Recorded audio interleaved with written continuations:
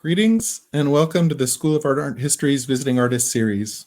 My thanks to the Visiting Artist Committee, Chad Surhall, and everyone that made tonight possible.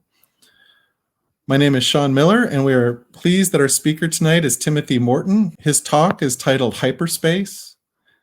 And as I introduced him tonight, I want to start with a brief experiment and hold up this small card.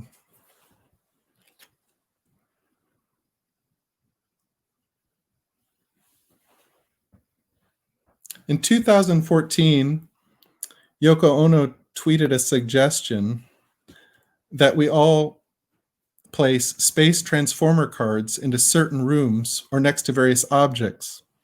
So I entered this card into the beginning of the talk in appreciation of Timothy Morton's thoughts, research, and writing. Morton's ideas function as space transformers for his readers, offering new ways of understanding humans, non-humans, and the material world we occupy. Timothy Morton is the Rita Shea Guffey Chair in English at Rice University. He has collaborated with Bjork, Laurie Anderson, Jennifer Walsh, Haraf Dur Naditur, aka Shoplifter, which is easier for me to say, I apologize, Sabrina Scott, Adam McKay, Jeff Bridges, Justin Guarigla, Leah, and Oliver Eliasson and Farrell Williams. Morton co-wrote Years Living in the Future's Past, a 2018 film about collaborating with Jeff Bridges, who's author of libretto for the opera Time, Time, Time by Jennifer Walsh. He is the author of Being Ecological, 2018, Humankind, Solidarity with Non-Human People, Dark Ecology for a Logic of Future Coexistence, Nothing, 3 Inquiries into Buddhism, 2015, and Hyperobjects, Philosophy of Ecology at the End of the World, 2013, Realistic Magic, Objects, Ontology, Causality, 2013, The Ecological Thought, 2010, Ecology Without Nature, 2007, and 8 other books and 250 essays on philosophy, ecology, literature, music, art, architecture, design, and food. Morton's work has been translated into 10 languages. In 2014, Morton gave the Wellick Lectures in Theory at University of California, Irvine. After the talk tonight, at the end of the lecture, we should have time for questions, which you can enter into the YouTube comments section throughout this talk, and we'll look for those and include them at the end. Please join me in giving a warm virtual welcome to Timothy Morton. Hi, thank you so much for having me, Sean. It's really, really lovely to be doing this. It's an honor. It gives me something to work with. I have terrible anxiety right now, as I'm sure you do, with all the stuff happening in the world. So this lecture is a little bit about how to address that, and it's called Hyperspace. Sometime in the future, human beings figure out how to travel faster than light. Let's call it warp drive. At that point, they realize they don't need money, or rather, they do need socialism. I'm just slightly paraphrasing Star Trek here. They need a whole new economics. Economics is how you organize your enjoyment. They need more enjoyment. They have achieved what William Blake calls an improvement in sensual enjoyment, warp drive. Economics is how you organize your enjoyment, and ecology is the logic of that, how it relates to what is. The logos of the house, the oikos, the way our home fits the earth, the way our words fit with meaning. It can never be perfect. It's more like we're willing to be haunted by the future, creative. That's the trouble with capitalism. It's not creative. They talk about wealth creators, but we all know they're wealth harvesters. They drive combine harvesters. The harvesters are made of algorithms. The algorithms emerge from the factory system, which is automated slavery. This algorithm is an adaptive AI. It machine learns how to extract value. Let's cut to the chase and call it life. It machine learns how to extract life from the biosphere without stopping. There is no break. Socialism is the break. The break is stopping to listen to the quietness that is the future, bisecting the past, the bisecting that we reify as present but which is in fact a flowing, breathing nowness. We wait here, haunted, until the quiet comes. And Brad, if you could play that video now.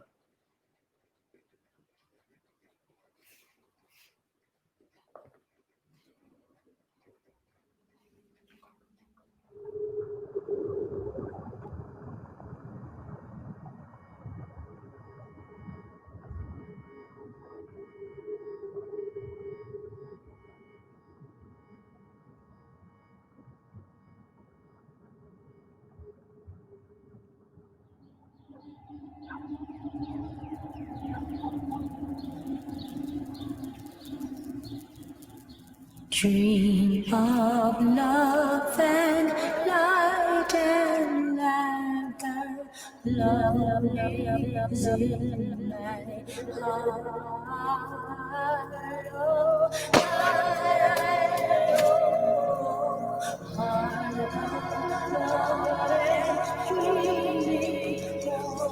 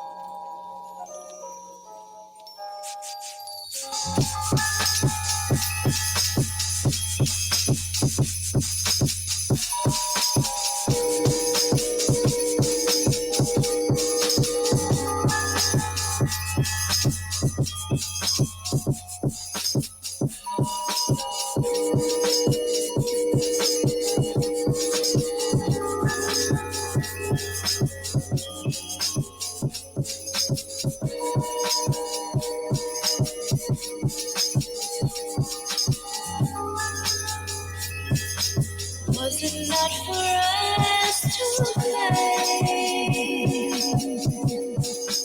with the game?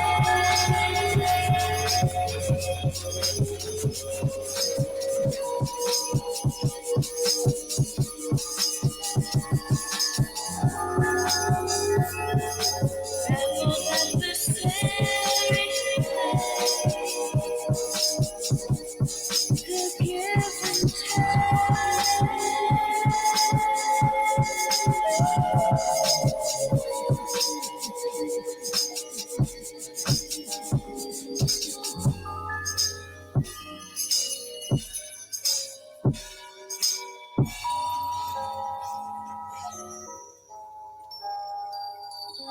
getting there, we're getting there.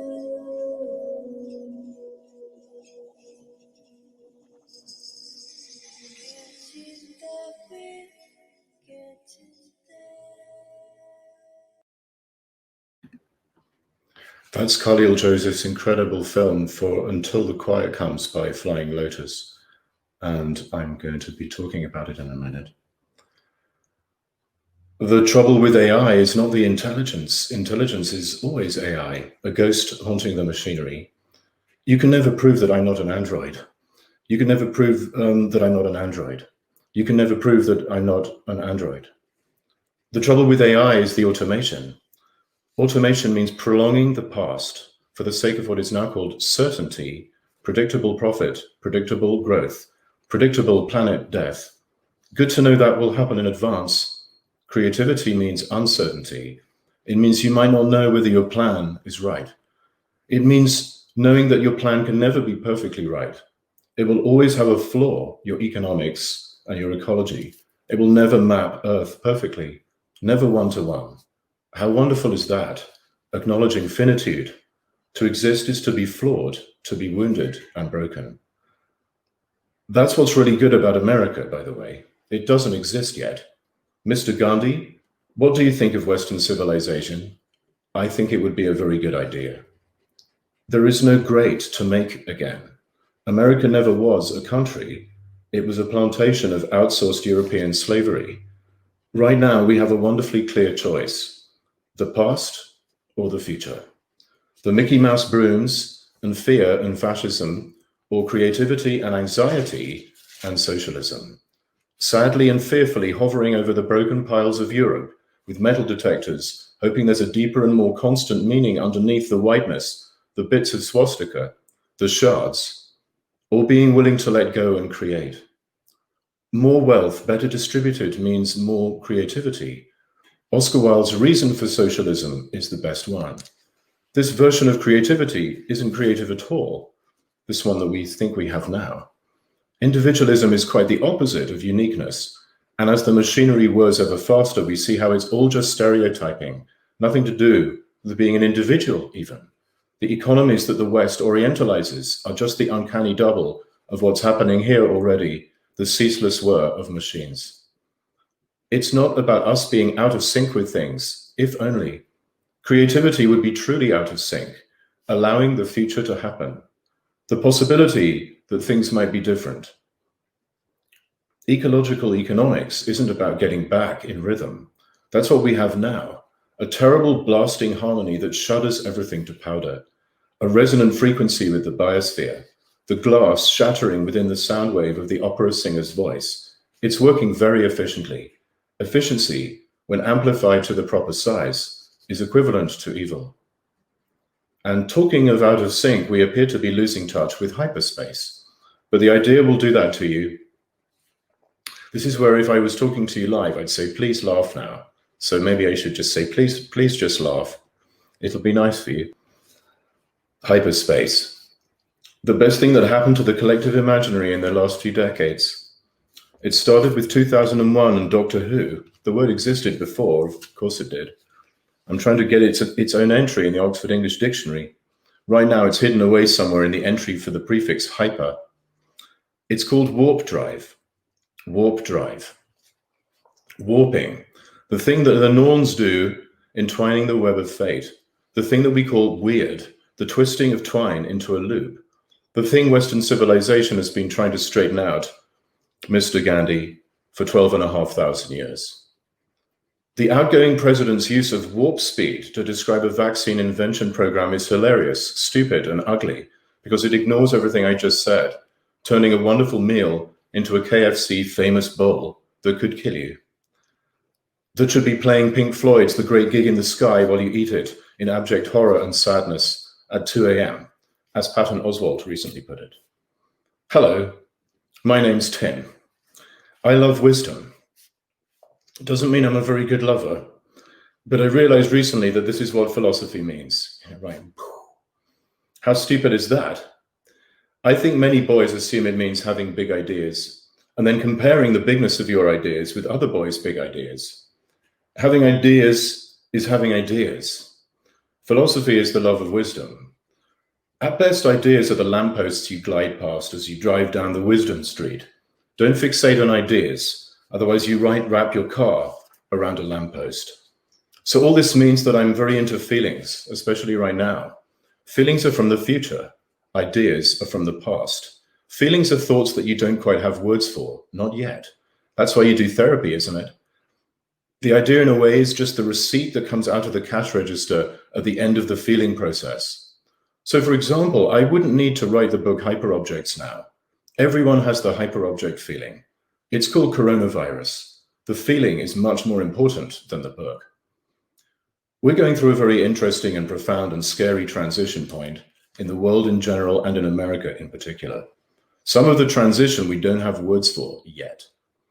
What we have is what Raymond Williams would have called a structure of feeling, a sort of collective vibe or genre of feelings, a horizon of meaningfulness that hasn't yet crystallized into an ideology, a set of ways of inhabiting the world and handling it. thinking about it. Ideology is like statues. The structure of feeling is like Black Lives Matter protesters tearing them down. As a matter of fact, Black Lives Matter and Me Too are wonderful examples of the structure of feeling as opposed to ideology. Structures of feeling are newborn, seemingly fleeting, evanescent, potentially flimsy. That's why they're so powerful, because this ghostly form is exactly how the future appears in our world, as a haunting quality. I'm not saying that we don't know what we're doing when we're protesting against racism, not at all. There's a structure there, but anti-racism is a ghost from the future about how things might be different, might be better. It's flimsy human beings against the entrenched forces of institutional racism in the form of heavily armed police. This flimsiness doesn't mean it isn't powerful, but quite the opposite. It is. People are ready to get hurt and put their lives on the line for this now. I just pulled a show I was starting to make for the BBC because they keep doing this both sides thing on the news and having fascists on and pitching fascist ideas as if they're just another brand of opinion. So I started instead a Patreon podcast, and if you subscribe, the donation goes to the NAACP Legal Defense Fund. And if you go to Patreon, just put my name in, and it would be an honor to have you as part of this. I don't know quite what this future world looks like, the one I'm very slightly involved in here, but I know something about how it's going to feel. In the working on the ways of being a white guy has put me in a lot of privileged positions over the years, and how on the one or two occasions in the past, when I've mentioned structural racism, I've paid for it in the institutions in which I said it. It's an iconoclastic moment. You know how it's going to feel in the negative. There won't be this, there may not be that. You also know that there will be broader and more equal wealth distribution, whether or not that wealth be money or cultural capital. As they say, race and gender issues are profoundly about wealth. They aren't the candy on top of the socialist project. They are the essence of it, really, because they're about how we coexist more equally and creatively. Just because they showed up afterwards, chronologically, doesn't mean that they're not logically prior. Lots of things are like that. Viruses showed up after bacteria, but viruses tell you something true about life as such. And race and gender struggles are how we're going to make a bridge to the other life forms on this planet. If we don't do that, then we will have skipped a step or 20,000, and we'll be baking white supremacy and patriarchy into ecological political movements. As has happened way too often in the past, and is the reason why people can justifiably say, look at the Nazis, they had animal rights legislation and all that stuff. So there's something sinister about how we've imagined ecological politics. I never did like the tragedy of the commons idea, except and suspected it was deeply on the side of a utilitarianism that was the backbone of how white and male and upper class people kept everyone in check. Lo and behold, the author of that concept was a white supremacist. Of course he was. He had obviously also never actually visited anything like a commons. You can laugh weirdly. So I'm interested in feelings because they're from the future, and I'm interested in structures of feeling because they're from the collective future. And I'm interested, therefore, in how to make them, perceive them, jump into them. They're literally like dimensional gates from the future, which is a theme in Afrofuturist sci-fi. And that's the reason why I played that video. Because it's a film about hyperspace, that liquid in which the person is floating, transporting them from the past to the future to the past, haunting the present from the future. The car is the death chariot. The corpse gets up. I swear it seems like the film has been reversed. He's such a brilliant dancer, and we see that boy running in reverse before that moment. It took me ages to figure out that he's actually dancing forwards. Hyperspace is an image for a structure of feeling that is literally a gate to the future, a world of increased enjoyment, which includes more pleasurable coexistence with other life forms, that is more creative and future-oriented than the adaptive AI called capitalism, into whose COVID burning maw we are now literally being told to throw ourselves to keep the furnace going that is burning the planet alive. What's wrong with this picture? I'll take cool and evocative and flimsy and wavering any day over that. A thing John Milton might well have called a new modern bondage of rhyming. Warp drive, the increase in pleasure that gets us there, and the there, which is called hyperspace. How do we get to hyperspace? Well, first we need to find a little bit about what it is. I can't tell you exactly what the future looks like, but I can tell you something about how it will feel and how it will feel when we're on the right track. And that's why I'm writing these days about hyperspace. One big question is, where is it? I think it's in the living room, somewhere between Halloween Town and Christmas Land. I'm deadly serious. But I'm still working on exactly where. And I think the feeling that gets us into the gate is a kind of goth ennui that is in fact the essence of what science feels like. Crazy, yeah? Maybe we'll be able to get to that stuff. But first we need to know some things about this hyperspace stuff. And it is stuff. It has a texture, a warp and a weft. Edmund Husserl's invention of phenomenology is really a fantastic development that has ever so much in common with the idea of space-time, which Einstein discovered roughly around the same time. We'll see that one of the main goals of the things that get us to hyperspace, which I'm calling spacecraft, the imaginary ones anyway, are to allow access to a felt experience of space-time, which the empty void that we still too often assume space to be, but a creamy, lumpy swirl. The medium spacecraft travel within, the scintillating cream we call hyperspace, is in a way just good old outer space, but thought of as a substance, as a thing, an object. If nothing doesn't take the form of a meme-like or tweet-like thing that has a size, shape, vector, point of view, tone, color, or whatever, then why shouldn't space itself be like this? This is a very, very politically progressive idea, as I will go and explain, as well as a very cool thing to think about in itself. It's definitely the reason why I'm kind of getting up in the morning these days, because I'm actually writing a book about it for a kickoff. When I saw Doctor Who's TARDIS for the first time, right, rushing through the space-time tunnel of shiny silver in the mid-70s, like the nacre of a gigantically elongated shell in the shape of a tube worm, I was hooked. Then I saw Star Wars in the cinema at the age of 9. It's at 1977, which for me, for some reason, is still in the future. How do we get there? How do we get to 1977? And my love was confirmed and amplified. So this is a thing, and other people like it too. Spacecraft and hyperspace go together like the proverbial horse and carriage. Spacecraft are the things that get us there. There, in this case, being not just any popular old cultural popular image, but a thing with a deep and meaningful structure, a thing based on philosophy and science, circa 1900. It's great to catch up. In 1977, I was obsessed with aliens and Steven Spielberg's Close Encounters, and the lectures of Carl Sagan turned quickly into the book and TV series Cosmos. Soon convinced me that aliens existed and could visit us. If they could, they would need to travel through some kind of hyperspace. I still see 1977 weirdly as the future. Jimmy Carter had just put solar panels on the roof of the White House. Andy Warhol's worm NASA logo from that time kicks the ass of the hamburger of the Reagan years and later. Like hyperspace, the worm is a creamy smooth continuum, like a hip-hop tag, which you're supposed to make without stopping the spray of paint from the spray can. You can easily find it on Google Images. Spacecraft aren't just about mechanical nuts and bolts and know-it-all performances of masculinity. They have everything to do with the spiritual, sensual liquids. That's what spacecraft are really all about. They're about hyperspace, something truly utopian in both senses. We can't reach it technically yet because we can't travel faster than light, so it's a no place, the Greek ou meaning non. But it's also very, very good, the Greek eu, not the disgusting sound that we make in America, but a Greek word meaning good, a quiet, delicious, sparkling cream. Various types of spacecraft can make it into hyperspace, so we think. One of the most significant is what I'm calling in the book the coracle. Another is that very unique vessel, the Millennium Falcon. So one appeal of the spacecraft actually is that it's spiritual, and the coracle is what we're talking about here. What about the spiritual? Not from the point of view of the god, but from the point of view of the mortal.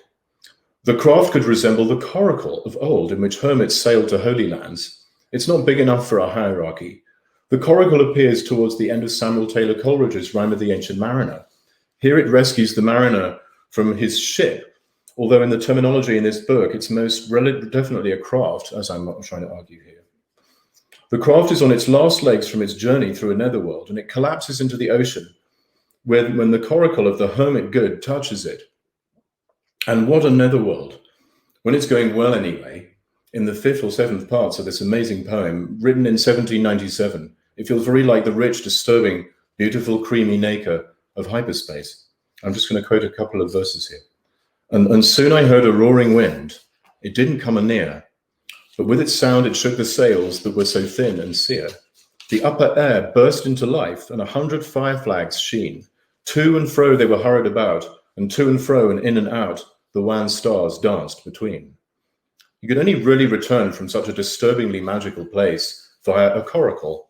A ship is way too clumsy and liable to invasion and corruption. So there's this distinction, I think, between a craft and a ship, right? A ship is sort of official and implies a class hierarchy, and a craft is something unofficial that you might borrow or steal or win or just somehow find yourself in one day. The EVA pod, the little spherical vessel in 2001 in which Dave is hurled through hyperspace, is very much one of these coracles. Coracles are famously round. Coracles voyage through spiritual liquid. The small sphere in which Jodie Foster passes through a wormhole in the movie version of Carl Sagan's Contact would be a good example of a coracle, along with the spherical EVA. The fact that both are spheres speaks to their derivation from the practically hemispherical coracle, or not even, just a section of a hemisphere, a minimal bowl that gets tossed by the tides. The coracle is the total opposite of the frigate. This knot of spirituality, sexuality, and science is also related to the psychedelic cultures that have sprung up around the discovery of LSD, psilocybin, MDMA, and so on, and in particular, in the ways these percolated through popular culture since the 1960s. Entering hyperspace could also be compared, as it often has been, to a revelatory moment on an acid trip or an MDMA rush, or even the temporary bliss of cocaine.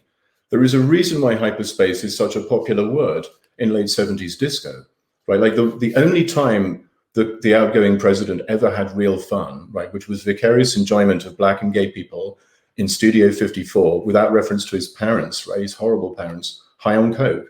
Yeah, that's why it's on the Twitter feed pinned, right? One of my favorite philosophers, Lucia Irigaray, has written on the connection between feminism and mysticism. That's why a strong impulse behind what I'm doing these days is very feminist. There's a long and rich legacy of feminist science fiction, for example. And moreover, there is one definitely dominant way to understand the aesthetics of hyperspace, and that's a feminist one, which I'm going to be arguing in a minute. What about real spacecraft? So, you know, there's the Voyager 1 space probe. And in Star Trek, the motion picture, it becomes a spacecraft, a gigantic one, a coracle gone insane, blown up to contain virtual visions of everything it has encountered. Actually, it's better to say that V'ger, which is what it thinks it is, right? It's Voyager, but it's V'ger, because it's some of the words have been rusted over. Has created around its own strange spiritual realm. All its data turned into a model of space-time itself, a curvilinear cloud with no exit that looks very like the hyperspace that we all kind of visualize hyperspace, right? Only made of blue light. It takes Captain Kirk realizing that it's Voyager 1 and not V'ger to calm it down. It wants to know what it is. It's on a deeply spiritual journey. As a craft carrying Carl Sagan's curated humanity data into the cosmos, it truly is a coracle for us in this respect. What Sagan was able to do with its photograph of Earth, the pale blue dot, speaks to this. Just as it left the solar system, Sagan had the probe turn around and take the last possible picture of Earth, the last because it's just 1 pixel large. Then he improvises extempore on the tininess and pettiness of human aggression amidst the cosmic wonder, what Milton called aptly a wilderness of harmony. We think of outer space as an empty container. It isn't. It's a rippling ocean of space-time. That's the most accurate description we have, starting with the relativity equations of Albert Einstein. The empty container idea is from Isaac Newton, and it's several hundred years out of date. It's not surprising that this idea has persisted. It doesn't seem to matter very much at human scales that we move around in a sort of liquid emanated by physical objects. In the background of this common thought is the way humans have confused space and time with the measurement of space and time for thousands of years. One might even go so far as saying that one of the foundational moments of civilization, the agricultural sort that started around 10,000 BCE, is exactly this confusion of space and time with their measurement. We think of time as minutes and seconds and years, but those are just measuring categories. We think of space as meters and miles, but those are also just measuring points. This is exactly the same thing as confusing logic with logistics. To get stuff done, you need an underlying logic about why and how stuff gets done. We don't confuse heat and temperature. We know heat is a kind of radiance. We can feel it when we hold a hot cup of coffee. We don't confuse that feeling with what we see on a thermometer we dip in the coffee. We don't seem to know emotionally that space and time are actually feelings or feels. In general, we think of space as this empty container thing, and a three-dimensional map with invisible lines on it. For example, the distance between your face and the screen is, you probably imagine, an empty space that is filled with things such as dust particles and light rays, but this isn't true either. Science fiction imagines spacecraft that can travel faster than light. When they do, they enter this realm that we're calling hyperspace. And what's fascinating about hyperspace is that it's definitely not an empty box. You would have thought that the hyper in the word meant that whatever space is, hyper is a lot more of it, or bigger than it, just a bigger empty box. But it turns out that hyperspace is an idea that allows us to feel space. In a way, hyperspace is space feel, just as like potato chips have mouthfeel in the PR business. The word mouthfeel has really bad mouthfeel, by the way. You can laugh at that one too if you want. But there is a much simpler way of putting it. Hyperspace is a place. Not only that, it's a really nice place. And Chad, if we could have the image now. This is the cover of my book. I just love it so much. I just want you to see this cover. I think it's coming out in the middle of next year.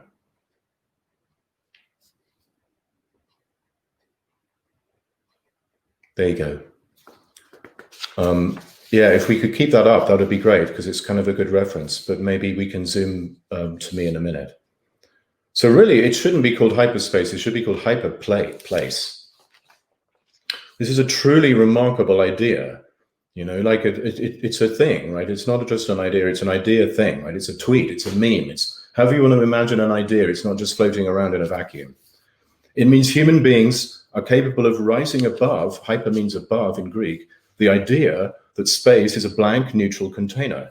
And this means that humans in general can come into sync with the developments in philosophy and physics that rocked the world around 1900. These developments are the discovery of space-time by Einstein and the discovery of phenomenology by Husserl. What do I mean? Well, one simple conclusion is that ordinary people realize in a visceral and experiential way that we're not living in the Middle Ages anymore. And that's great, but what do I mean in greater depth? I think space-time, general relativity theory, and phenomenology might be very much the same kinds of development, and I think you can tell because of the art in the period. Only consider the water lilies paintings of Claude Monet, most vividly and accurately displayed in the Orangerie in Paris. The Orangerie is a pair of oval-shaped rooms in the Jardin des Tuileries. It was interesting to choose an oval. An oval is a circle that's been squeezed, just like space-time isn't totally regular, but squeezed and stretched. And that's sort of what I like about that image, is that it's got its own kind of squeeziness to it. It's called gravity. An oval is also an egg, an obvious container that isn't just a container, but a living one, a habitat for an embryo. The visitors, as it were, are the embryo. And Monet's paintings are the yolk, a gorgeous mauve green blue yolk. Floating in the yolk are little blobs that are the water lilies in question, but they appear not as objects in empty space, but as an intrinsic part of their habitat, the slowly rippling, smooth, transparent liquid of Monet's pond at Giverny. The pond contains so much else that the paintings depict: water, weeds, shadows, the sky. The way Monet paints them, it's as if the lilies emerge out of this medium. They don't just sit on it or in it. It's as if they're symptoms of the water itself growing out of the mauve or blue or green liquid. This is just like how Einstein imagined space-time. It's also just like how some experimental novelists imagine prose. When I teach my how to read literature classes, I always start with the idea that prose is really poetry with really, really long lines that have to be right justified and called paragraphs. Nowadays, anyway.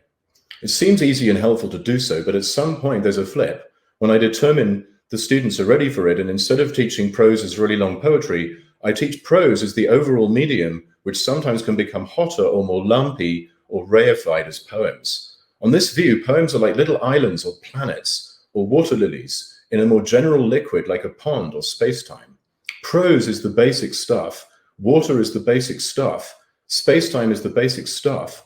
Hyperspace is the basic stuff. Hyper no longer in the sense of beyond, but in the sense of concentrated or condensed, like condensed milk or consommé.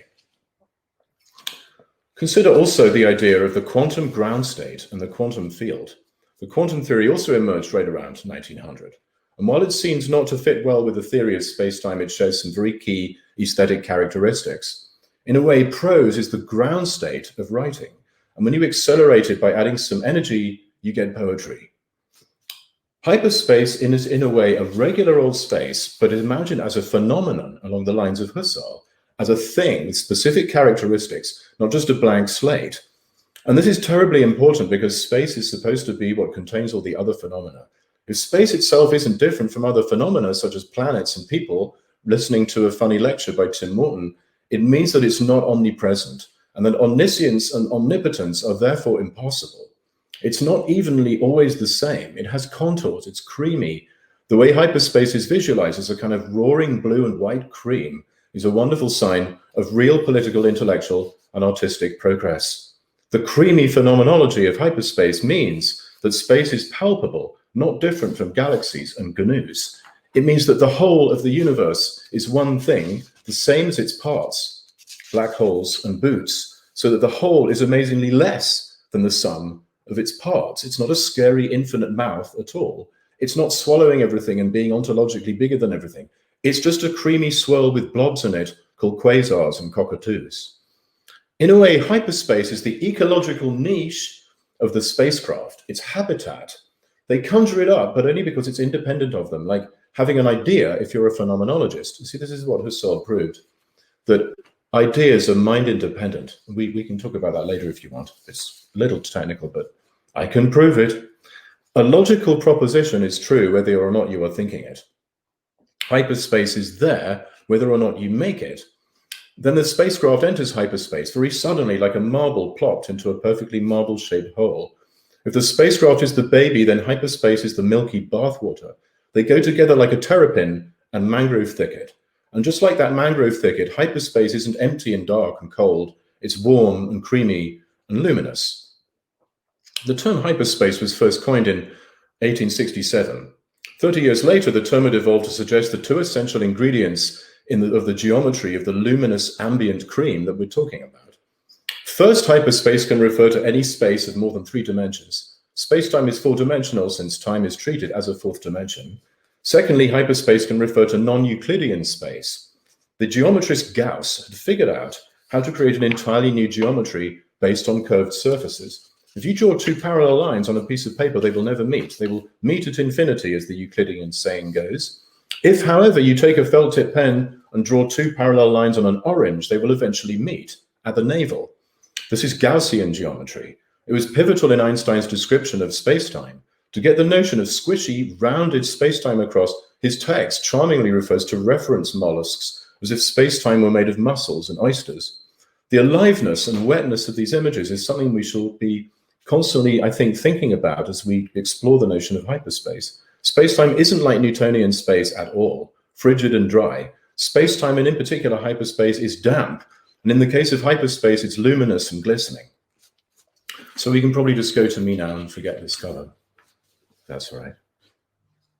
Thank you. Hyperspace or warp drive has been some kind of tunnel since the days of 2001: A Space Odyssey and Doctor Who. Stanley Kubrick lived in the UK and must have seen the way the opening credits evolved to pay homage to his 2001 Stargate. What is the basic phenomenology of traveling down a tunnel? It's a form of moving while being still. The end of the tunnel grows larger but doesn't arrive. At a distance, it might grow very slowly from what appears to be a small point, the light at the end of it.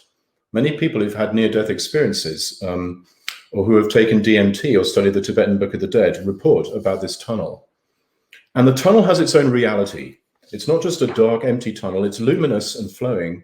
As in the case of the mid-1970s Doctor Who tunnel, it appears to be infinitely ribbed, infinitesimally ribbed.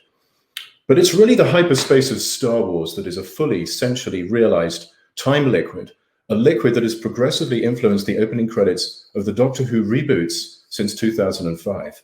It has nothing to do with the after-death Bardo space that is evoked in 2001. It's more like that Doctor Who. It's trippy, but it's not very mental or conceptual or psychological. It has a physical feel to it. It has its own, and it has its own reality. You suddenly enter when you pull back on a certain throttle on the control panel of the Millennium Falcon. We all know this, right? The stars ahead begin to stream light as if points are turning into lines. Then all of a sudden, zoom, there you are. The effect is of an arrow being shot into a target or a slingshot being released, some kind of spring-loaded orgasmic recoil, something like a horse being whipped and charging forwards.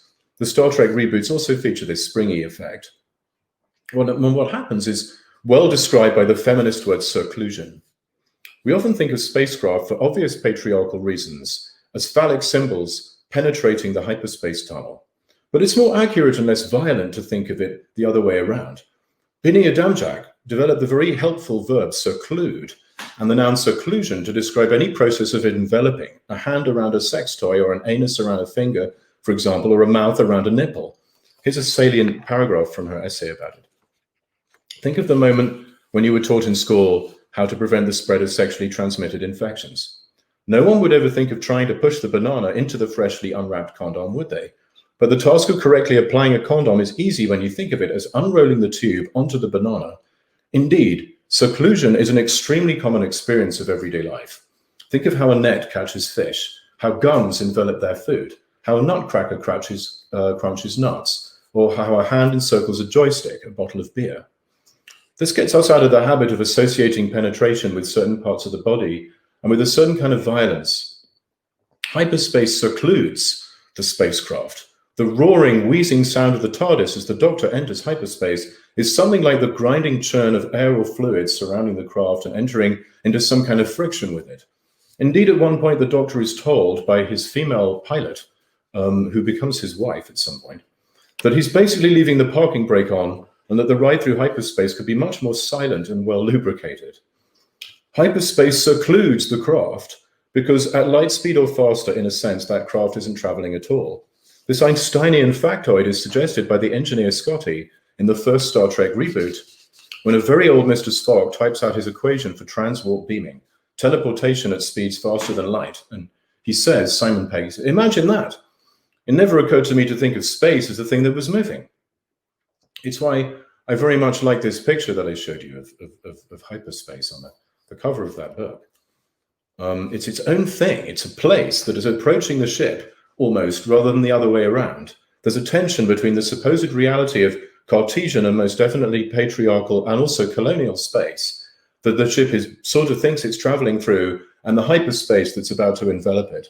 That sort of Cartesian illusion is about to collapse. We're moving from a regime of penetration to one of seclusion. In the Star Trek reboots, the spring-like recoil is definitely as if space itself was sucking the ships into it, secluding them in its warp, a word that most definitely suggests the feminized activity of weaving and its soft, winding, twisting fabrics, rather than the straight and narrow grids of Cartesian space. In the Star Wars series, when we see a ship or craft enter hyperspace from the outside, they disappear, exactly as if they've been enveloped by a thick medium that makes them invisible. The evocation is of something beyond speed, a speed beyond speed itself, as if we were experiencing velocity as such, rather than a specific one. It's like what Immanuel Kant says about the sublime. The sublime gives you a feeling of magnitude beyond any specific number or amount. Try counting up to infinity. You don't teach my class. I go, okay, everybody, count up to infinity now. 3, 2, 1, go. 99999999999. Did you get there? 999999999. You never get there, and then suddenly you realize, whoa, that is infinity, a number I can't get to. It's not a series of nines going on forever. It's uncountable. It's some kind of number, but you don't know what. Infinity is what my favorite philosophy called OOO calls the withdrawal aspect of a thing. I call it the underworld nowadays. I like this word. It's the underworld. You can literally hold the underworld in the palm of your hand, as in the Blake poem. It is the palm of your hand. Infinity means there might be 3 or whatever, of whatever that is, but you can't know yet, right? This not yet quality, this futural open quality is exactly what we're experiencing in the sublime. And if OOO is correct, it's a basic feature of every entity in the universe, from spoons to Grand Moff Tarkin. Everything is a TARDIS. Everything is bigger on the inside, infinitely bigger, right? So hyperspace is part of the structure of how things are. That's a thing that I said in my book, Hyperobjects, and come to think of it, the hyperspace of Star Wars in particular is a wonderful example of a hyperobject. Something so massively distributed in time and space, it just sort of is time and space, everywhere and every when all at once, that you can't point to it. It's invisible because it's everywhere. And that's like the future. The future is everywhere. You can reach it any time. The real actual future, as I sometimes like to say, is the future future. Futurality, the possibility that things could be different. It's like what Blake says, again, about the seeing eternity in a flower, or how Walter Benjamin talks about how each moment could be a gate into utopia. It's not visible, but you can feel it. The hyperspace of Star Wars is the closest a regular cinema goer gets to realizing that film isn't just about the visible, it's about the invisible. And in particular, the feel of motion, all that liquid celluloid spooling through a projector, right? So Star Wars is, we all know, shot in luxurious 70 mil. It's a lovely gift that George Lucas gave to ordinary people, something utopian to keep them going. It's nowhere, utopia, not place, and it's good, Greek utopia, good place, as I was saying a few minutes ago. Hyperspace in Star Wars is a comfy lounge, a place where you can let your hair down, right? Like we all know the basic phenomenology of the Millennium Falcon, right? You have to walk backwards up a slope, firing a gun to repel the enemy. Then you get into a leatherette swivel chair and you have to learn how to sit in a leatherette swivel chair. Then at some point you get into hyperspace and it's like coming home from work. It's about leisure time, right? You come into your living room, you can relax. It goes really quiet. You can make sexy chit chat with people. You can play chess with Chewbacca. It's nice in there. I profoundly disagree with the popular left cynicism and despair that ideology is everywhere and that my telling you how paralyzed and trapped we are indicates how much more intelligent I am than you. I believe that the ideology is everywhere ideology is wrong for the right reasons. It's true, but it misses something crucial. Ideology may be everywhere, but it's not everything. Another way of saying this is that the past is everywhere. Just look at the wreckage around you we call the present moment. Everything is a story about how something happened to something. My face is a map of all the acne I had when I was 19 years old. But who is this Tim Morton guy anyway? What exactly is a face? What does this poem, which represents hundreds of deliberate and non-deliberate decisions made to put a rhyme here and an image there, what does this poem mean? What is this building? We can see how it was made by looking at it and walking around it, but what is it really? The window isn't just for someone to look through, it's also a landing strip for dust and flies. So what is it? What it is, as opposed to what it's for, is this underworld. That's what we're seeing when we enter hyperspace. We're sort of impossibly seeing this underworld. We're seeing outside of Plato's cinema cave, and we're all seeing it, or rather feeling it, in the basic twisting turn, like trying to see something out of the corner of your eye. When you look directly, it's gone. So fascism believes that we've been alienated from a great past that we could somehow find underneath the scraps and fragments of the present. I think that socialism or communism believes that we've been alienated from the future. We don't say it much. We often say that the idea of alienation implies some kind of authentic, aka past state from which we have been excluded, but this is just religion. It's right, we are alienated, but for the wrong reasons. We aren't alienated from the past. Once you get used to it, the idea that we've been alienated from the future is actually much easier than thinking about some kind of fall. How could a fall have happened if everything was perfect? And just look around you. If you can see stuff that isn't quite right, it means that the past sucked. It couldn't have been perfect. The past is just all the crumbs of the cookies that crumbled so far. But all the mountain of cookie crumbs in the world doesn't imply that there isn't cookie dough ice cream. The sophisticated ideology is everywhere theory, a sort of thing someone like me is supposed to teach you in something like theory class, is wrong for the right reasons.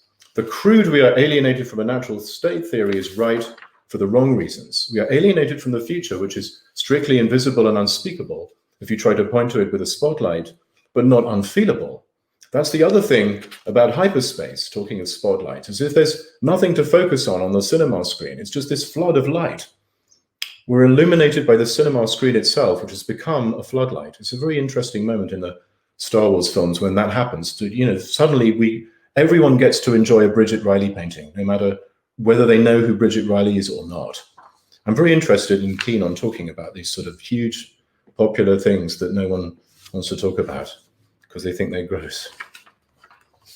The past may be everywhere, but it's not everything. Things could always be different. Everything has a zoom or whoosh quality. To this extent, it is really perfectly possible to see the future.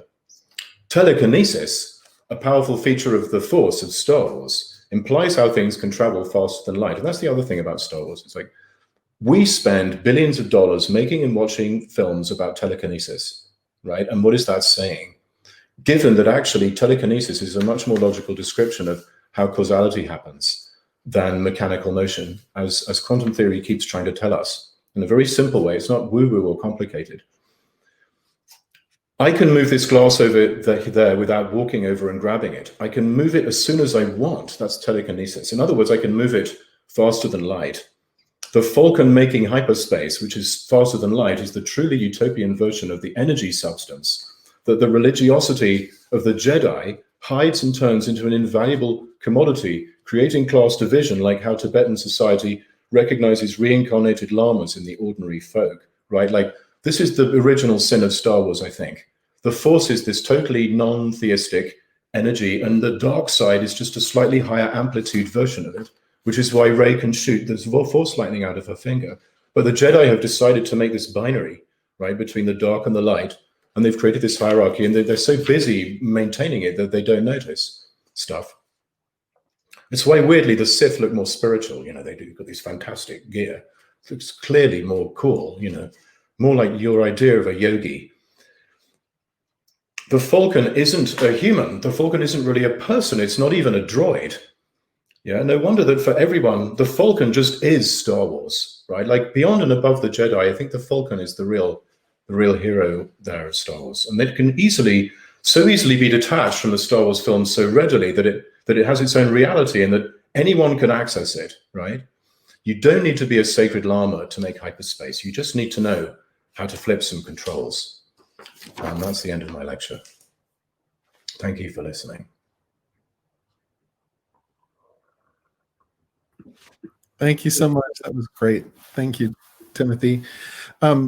Everybody, like, if you have questions, put them into the comments now. There's been a lively bunch of comments going on throughout the talk, and so, but not necessarily in the form of questions, just great comments. So please throw some questions in there, and I'll start off with the first one.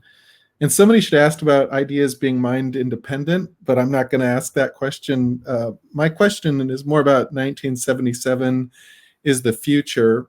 And I was curious about, in hyperobjects, you reference the work of Lamont Young and being ecological features. This is not here by Yoko Ono. And I was thinking about OOO, like when I first learned about it, I think my ideas about it were informed by Joseph Boy's energy plan for the Western man and his ideas about energy transference, which I suppose is neither here nor there. But I'm curious if you could discuss these artists and why intermedia art, Fluxus, and conceptual art are helpful in discussing climate change and other things. Gosh, that's wonderful and enormous. And I don't think I can do all of it, but I can do 1977. I had, in many ways, a really terrible childhood, and the 70s had some terrible, terrible stuff going on it, especially if you were a kid. So don't get me wrong, I don't want to go back there. But there was something about 1977 that showed me this utopia. My grandfather was a patent barrister. He came back from America with these leatherette swivel chairs, and then I saw them in Star Wars. And like I say, I had the feeling of living in an almost socialist economy, which we don't have now. Ordinary people in America don't know what this feels like, which is why they vote the way they do, I think. They don't know. The wealth income distribution in America used to be way better than it is in Norway now. No one remembers that. But in the 60s, up until then, it was way better than it is in Norway now. Think about that. So I grew up in England. There were 2 deliveries of mail a day. There was milk on your doorstep. There was a nice functioning public transportation, So I have a feeling inside about what that is, you know, and I'm sort of in my work constantly trying to give people the feeling without using the words. Because if you use the words, people get weirdly allergic and they sort of get pissed off and have all these ideas about it. So it's much better just to do the feeling. And feelings are better anyway. Great. Craig Smith has this question. Can you expand on Kubrick, Danny's Apollo 11 sweater in the Overlook Hotel? Gosh. The thing about being me is that I'm an stunningly ignorant person. There are so many things I don't know, and I bet you know, Craig, there's more than I do, even though I have seen The Shining so many times. I can definitely talk about the sort of feeling of hyperspace in 2001, which is that it's basically Versailles. You know, it's a very undemocratic kind of hyperspace. It's protected by the paranoid military. 2001 is actually one of the funniest, darkest comedies ever made. The clue is that it's got the military in it. When Kubrick has the military in his films, you know it's going to be a funny one. And, you know, the audience is reduced to wanting something to come out of that horizontal version of the monolith called a cinema screen. You know, and there's a prelude and an intermission, and you're just kind of sitting there going, get on with it. Everyone's been reduced to the status of Dave in the pod there, going, open the pod bay doors, please, Al. It's an incredible frustration and almost panic. So perhaps I will have a thought about The Shining in a few minutes, but right now I don't have a thought about it. As beautiful and as horrifying as that is. So Ashley's asking, there seems to be a recurrent interest in the texture of abstract concepts, the viscosity of hyperspace cream. Yeah. Well, that's the Husserl thing, you see. Husserl showed us that ideas don't just float around in a void. Ideas just are like memes or tweets, right? They all have a way of having them. You know, like if I say welfare, it implies a whole bunch of very condescending politics, power relationship, right? In Britain, up until 2010, when the Conservatives took over, they called it social security, which is what we call what the Conservatives think of as the thing they mustn't destroy over here, right? There's a whole different feeling. There's a whole different way of having that idea. Just like there's a whole way of holding a tennis racket, or there's a whole way of pouring the wine so it tastes good or whatever, right? Like everything's like that. And thoughts aren't just symptoms of your brain. They are actually independent of your brain, you see. And you can kind of prove it by saying, well, if thoughts are just symptoms of your brain, then, well, what is a brain? Well, it's a thing you can prove by using all kinds of science. And how do you prove the science? Well, it's backed up by logic. And what is logic? Well, it's a symptom of a healthy brain. And what's a brain? Well, it's a thing that you can prove by science, and you can prove the science by logic. And what's logic? It's a symptom of a healthy brain. And what's a healthy brain? Well, it's a thing that you can, and so you have this infinite regress. And from there, Husserl's like, well, that can't be true because it's just an infinite regress. So thoughts, logical propositions, he says, like if P and if P then Q, are independent of whoever's thinking them. Then he's like, oh, hating and loving and wishing and everything is like that, right? And Millennium Falcon's a good example. You can think it outside of the film. You can just like have the idea. You can have a Lego model of it, right? We all sort of intuitively know, right? And yeah, it's a feeling, right? It's a feeling. Ideas are really just reified versions of feelings. The feeling is better, right? Like, for example, New York City, right? As soon as I say that, you're visualizing. I don't have to say, first there's Fifth Avenue, then there's Sixth Avenue, then you get to Alphabet City, and then there's the Statue of Liberty there and the Central Park. You don't build it up from little pixels. It's just there, right? It's an emotion. New York is New York, what a wonderful time. It's a feeling, right? And could be different for different people, but it's got all kinds of similar commonalities in it, right?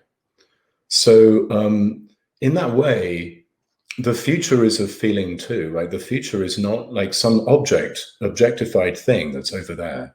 It's like this kind of shadow bisecting what we call now, you know, which is in fact just this kind of weird relative motion between the past and the future. Like it's a feeling, right? Like we're constantly trying to delete that, right? We think meditation, for example, is about getting rid of this funny, anxious, queasy relative motion feeling. Oh my God, everything's flowing all the time, and what's going to happen next? But that's the gold, you know. That's why the corporate mindfulness stuff is really bad for you. Don't do it, especially now if you're feeling stressed, because it turns you not into a pod person who's just hypnotized, like Zizek thinks, but actually into a kind of maniacal filler out of evaluation forms about yourself every 5 minutes. And that's not really meditation. That's like driving a car in order to be really good at using the stick shift or the steering wheel. And of course, there are quite a lot of boys who like to do that. But really the point of driving a car is to get somewhere and look out of the window and enjoy the feeling, you see. And so, yeah, like feelings and ideas, they're kind of like they're made of the same thing, yeah. And ideas are really just like it was that's the feeling that I'm having, right? Like, first of all, hyperobject was an emotion. It was like, oh my God, the future, you know, and what we do to Earth and the things that persist even after we've thrown them away. And what about all the styrofoam in the world? Like, wow, imagine that. Like, there's got to be a word for that. And it's slowly for a few minutes, like hyper object. But it's the feeling, right? So in using the word, I'm trying to give you the feeling. Yeah. How does automated agricultural programming systems travel through space? Or does it? Gosh, I don't know. I'm not an agricultural person. I may be automated, but I'm not very agricultural. And I never travel through space.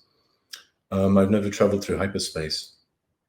So I don't know the answer to that question. That's too technical for me. That's I need to be better at physics.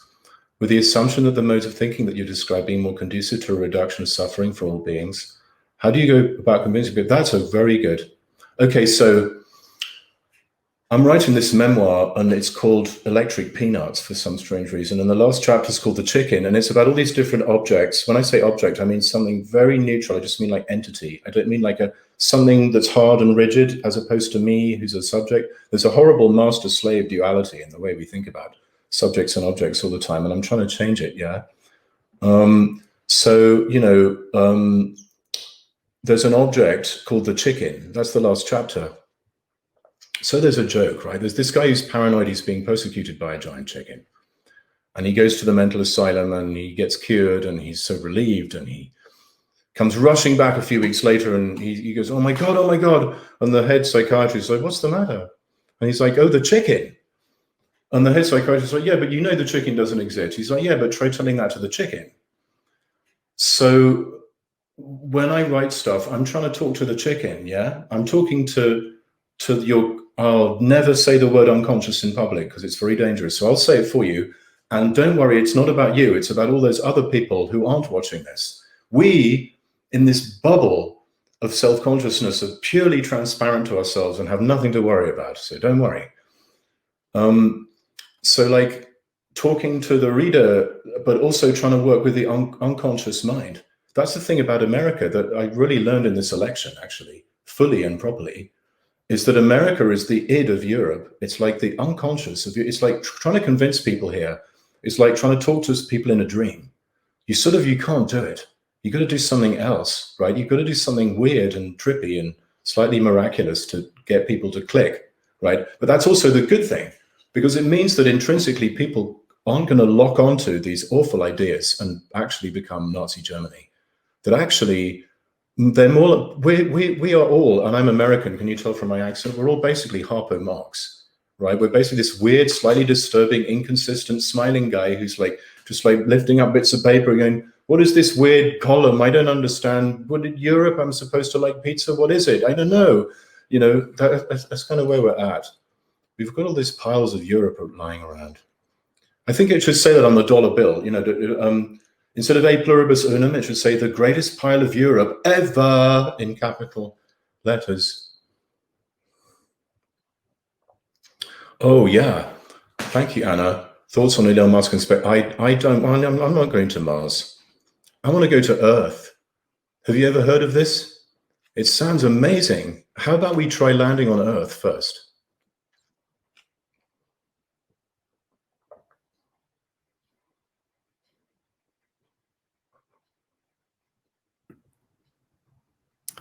Okay, Thank you so much, Tim. That was amazing. And I wanted to also just tell everybody that tomorrow we have 2 seminars lined up at 1 and 2 o'clock, where the grad students will be meeting and prepare. I know that tonight probably generated some great questions for tomorrow. It was an amazing evening. Thank you so much.